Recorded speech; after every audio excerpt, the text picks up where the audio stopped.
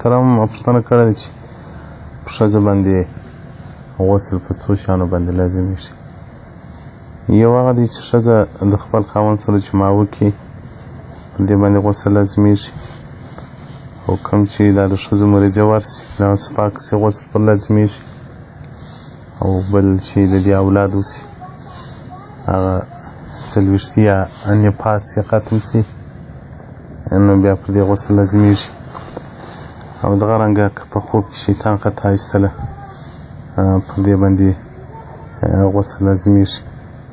ام سلمه راته نه وایي چې رسول الله صلی الله علیه وسلم مبارک ته یو ښځه راغله، بیا وویل چې یا رسول الله خو له حق نه شرمېږي، نو آیا په ښځه باندې غسل شته چې دا احتلام موضوع ته پېښ شي؟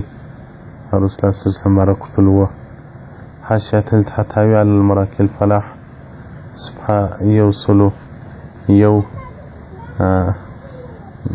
فصل